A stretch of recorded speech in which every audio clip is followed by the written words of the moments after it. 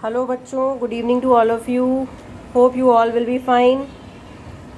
Limit का next part start करने जा रहे हैं। नेक्स्ट टॉपिक है मोनोटॉनिक फंक्शंस, एकदिष्ट फलन। इसमें दो तरह के फंक्शंस डिफाइंड होते हैं। एक तो होते हैं मोनोटॉनिकली इंक्रीजिंग फंक्शंस और एक होता है monotonically decreasing function. Monotonically increasing function क्या होता है? हम क्योंकि फंक्शन की बात कर रहे हैं, मतलब हम दो तरह की वैल्यूज़ के साथ डील कर रहे हैं। एक तो x और एक y, यानी कि fx, राइट। तो अगर ऐसा है कि जैसे जैसे x बढ़ेगा वैसे वैसे y भी बढ़ रहा है, जैसे जैसे x घटेगा वैसे वैसे y भी घट रहा है, मतलब दोनों वेरिएबल्स में अगर सिमिलर चेंजेस हो रहे हैं तो ऐसा फंक्शन मोनोटॉनिकली इंक्रीजिंग फंक्शन कहलाता है, राइट। अच्छा, अब यहाँ पे मैथमेटिकल डेफिनेशन देख लीजिए।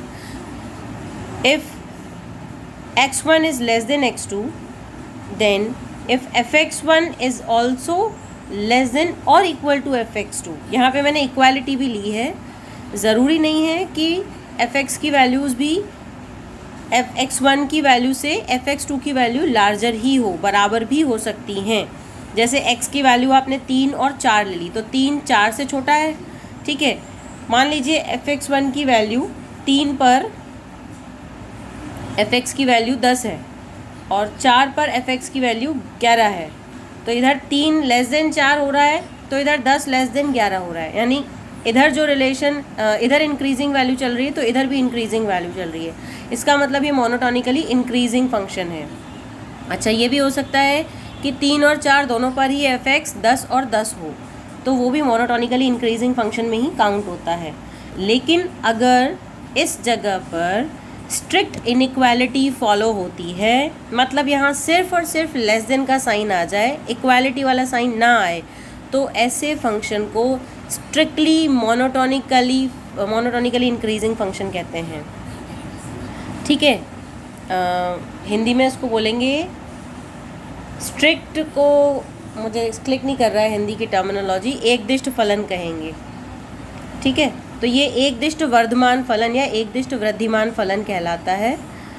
इसी तरह से मोनोटॉनिकली डिक्रीजिंग फंक्शन क्या होता है? अगर x और fx में ऑपोजिट रिलेशनशिप्स चल रही है, ऑपोजिट चेंजेस हो रहे हैं, मतलब क्या कि x जब बढ़ रहा है तब fx घट रहा हो, x जब घट रहा है तब fx बढ़ रहा हो। अगर ऐसा है तो ऐसा फंक्शन मोनोटॉनिकली डिक्रीजिंग फंक्शन कहलाता है। मतलब ये कि जब x1 लेस देन x2 हो, उस केस में fx1 ग्रेटर देन और इक्वल टू fx2 होना चाहिए। उस केस में इसको मोनोटॉनिकली डिक्रीजिंग या एकदिष्ट ह्रासमान फलन कहा जाता है। अब यहाँ पर भी वही बात आ गई, अगर ये इक्वालिटी हम हटा दें, यहाँ पर दोनों वैल्यूज सेम भी हो सकती हैं, मतलब 3 लेस देन 4 के लिए यहाँ 11 लेस देन 10 ऐसा हो सकता है, और 11 लेस देन और इक्वल टू 11 ऐसा भी हो सकता है, 11 11 भी हो सकता है मान। तो वो उस केस में भी ये एकदिष्ट ह्रासमान यानी मोनोटॉनिकली डिक्रीजिंग फंक्शन कहलाएगा। अगर यहाँ strict inequality greater than follow होती है, होल्ड होती है, तो फिर इसे स्ट्रिक्टली मोनोटॉनिकली डिक्रीजिंग फंक्शन बोलेंगे, ठीक है। वो फिर स्ट्रिक्ट मोनोटॉनिकली डिक्रीजिंग फंक्शन हो जाएगा, राइट। तो ये आपका मोनोटॉनिक फंक्शंस की डेफिनेशन हो गई, उसके दोनों पार्ट्स हो गए।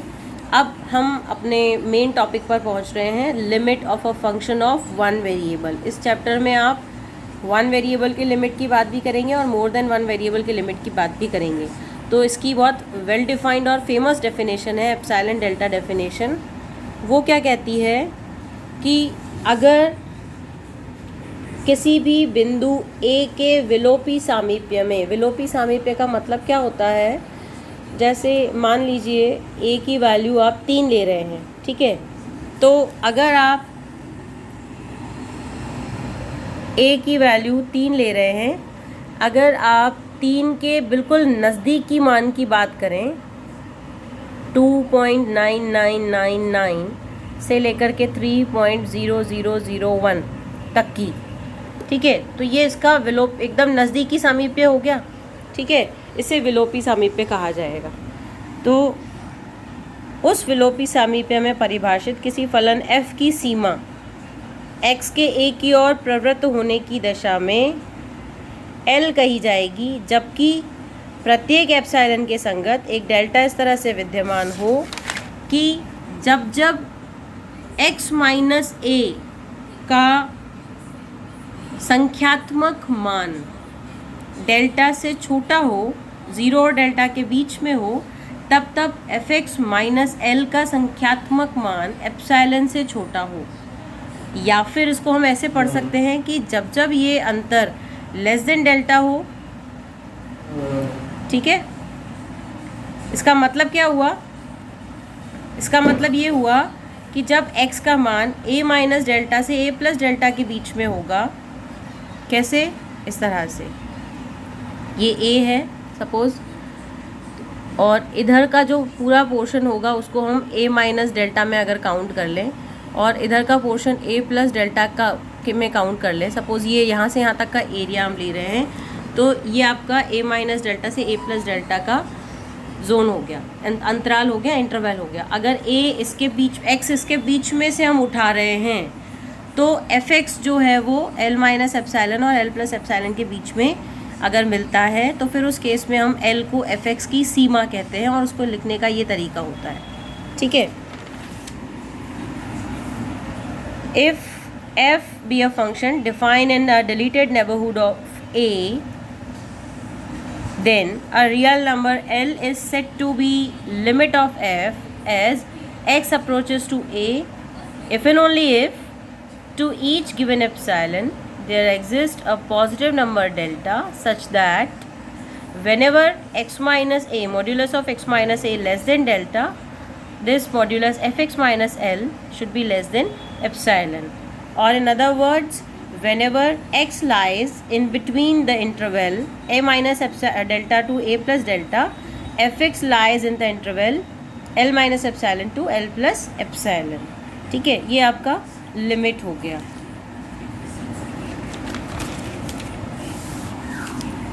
अब किसी भी पॉइंट A पर लिमिट के एग्जिस्टेंस के लिए,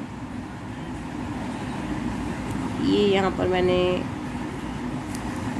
फलन की सीमा के अस्तित्व के लिए ज़रूरी नहीं है कि फलन उस बिंदु पर परिभाषित ही हो। कहने का मतलब ये है, जैसे ये देखिए, एक फंक्शन है fx, यहाँ पर एक्स स्क्वायर माइनस 9 अपन एक्स माइनस 3 है, ठीक है।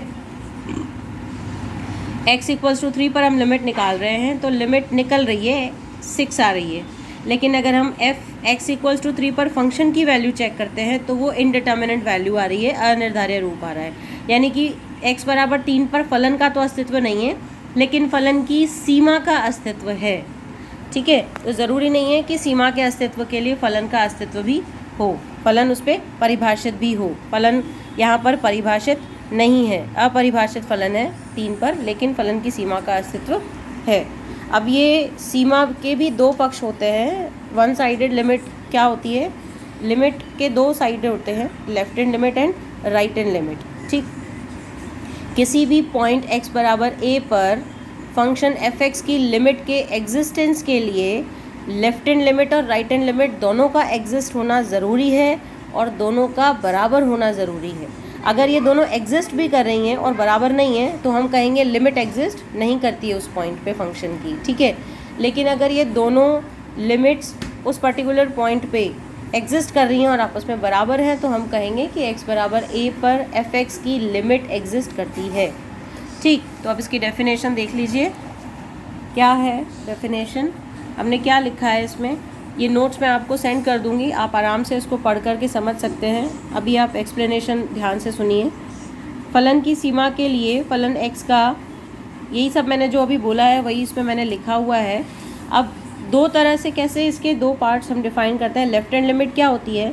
x बराबर a के अराउंड अगर हम बात कर रहे हैं, तो अगर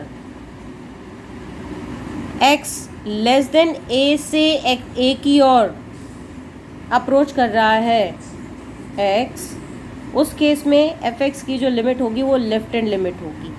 अगर x ग्रेटर देन a से a की ओर अप्रोच कर रहा है, तो फिर लिमिट जो होगी वो राइट हैंड लिमिट होगी। ठीक है। तो लेफ्ट हैंड लिमिट को कैसे डिफाइन करोगे आप? फलन एफ की लेफ्ट हैंड लिमिट एल कहलाएगी अगर एक्स बाईं ओर से ए की ओर प्रवृत्त होता है, अप्रोच करता है। कहने का मतलब ये है कि जब x a माइनस डेल्टा से a के बीच में लाई करेगा, एग्जिस्ट करेगा, उस केस में एफ एक्स माइनस एल का मॉड्यूलस लेस देन एप्सिलॉन मिलना चाहिए आपको। तो हम कहेंगे L जो है वो एफ एक्स की लेफ्ट हैंड लिमिट है, ठीक है। इसी तरह से अब उसको लिखने का तरीका क्या होता है? Limit x tends to a minus F X equals to L, या फिर limit x tends to a minus zero F X equals to L, या फिर F of a minus zero equals to L, या फिर F of a minus equals to L, ठीक है। Right hand limit क्या होगी? राइट हैंड लिमिट अगर x a से a प्लस डेल्टा के बीच में एग्जिस्ट करता है, उस केस में F x minus L less than epsilon मिलना चाहिए। तो फिर हम कहेंगे एल एफ एक्स की राइट हैंड लिमिट है। अगर आप इसको बेसिकली डिस्कस करें, इसका मीनिंग समझने की कोशिश करें, तो क्या मीनिंग होगा? अगर हम बोल रहे हैं कि ये a माइनस डेल्टा है, ठीक है। अगर आप यहाँ से a की ओर चल रहे हो, ठीक है, x की वैल्यू a माइनस डेल्टा से a की ओर अप्रोच कर रही है, उस केस में जो आप एफ एक्स की लिमिट निकालेंगे that is called left hand limit. और अगर आप a प्लस डेल्टा से a की ओर चल रहे हो, इधर से इधर चल रहे हो, और उस केस में आप एफ एक्स की लिमिट की बात कर रहे हो, तो वो राइट हैंड लिमिट कहलाएगी, ठीक है। राइट हैंड लिमिट को लिखने के तरीके ये होते हैं, same in the same way as we have discussed in case of left hand limit, right. अब कुछ इंपॉर्टेंट पॉइंट्स हैं। क्या है important points? Right hand limit के एग्जिस्टेंस के लिए फंक्शन एफ एक्स का इस इंटरवल में डिफाइंड होना ज़रूरी है। सिमिलरली लेफ्ट हैंड लिमिट के एग्जिस्टेंस के लिए एफ एक्स का इस इंटरवल में डिफाइंड होना ज़रूरी है। अगर इस पर्टिकुलर पॉइंट पर लेफ्ट हैंड लिमिट और राइट हैंड लिमिट दोनों बराबर हो जाती हैं और एग्जिस्ट भी करती हैं, तो हम कहते हैं कि इस पॉइंट पर लिमिट एग्जिस्ट करेगी। तो लिमिट की डेफिनेशन क्या हो जाएगी, या आप लिमिट को कैसे डिफाइन करोगे? लिमिट के एग्जिस्टेंस को आप क्या बोलोगे? जब लेफ्ट हैंड लिमिट और राइट हैंड लिमिट दोनों x बराबर a पर एग्जिस्ट करती हों और इक्वल हों, तो हम कहेंगे x बराबर a पर f की लिमिट का एग्जिस्टेंस है। और जो इक्वल वैल्यू, कॉमन वैल्यू हमें मिल रही है LHL और RHL की, वही फंक्शन की लिमिट है, यानी कि L जो हमने अभी डिस्कस करी। अब इसका तरीका, क्वेश्चंस देख लीजिए इसके। आपने ये इसको इवैल्यूएट करना है, मॉड x अपॉन x का लेफ्ट हैंड लिमिट और राइट हैंड लिमिट निकालना है, ठीक है। मॉड x की डेफिनेशन हमें पता है कि जब x ग्रेटर देन और इक्वल टू 0 होता है तो मॉड x की वैल्यू प्लस x होती है, जब ये लेस देन 0 होता है तो मॉड x की वैल्यू माइनस x होती है। अब हम लेफ्ट हैंड लिमिट निकालने जा रहे हैं। लेफ्ट हैंड लिमिट में एफ एक्स की वैल्यू सबसे पहले आपने रख दी 0, माइनस का मतलब है x लेस देन 0 से 0 की ओर अप्रोच कर रहा है, ठीक है।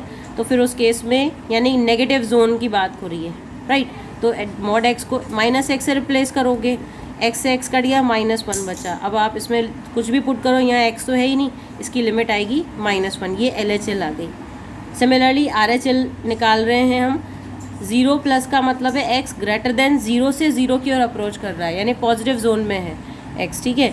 x की पॉजिटिव वैल्यू चल रही है, तो मॉड x प्लस x आएगा, तो यहाँ पे इसकी वैल्यू +1 आ जाएगी। क्योंकि LHL और RHL आपस में बराबर नहीं है, -1 और +1 आ रही है वैल्यू, इसलिए ये लिमिट एग्जिस्ट नहीं करेगी, विद्यमान नहीं होगी, ठीक है।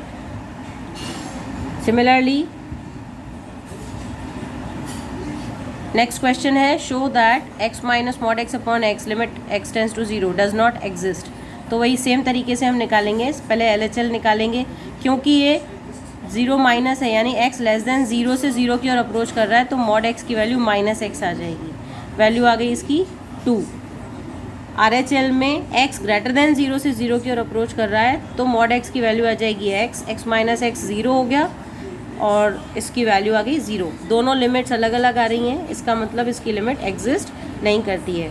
तो दैट्स ऑल फॉर नाउ। इसके आगे का मैं नेक्स्ट वीडियो में आपसे डिस्कस करूँगी। Thank you.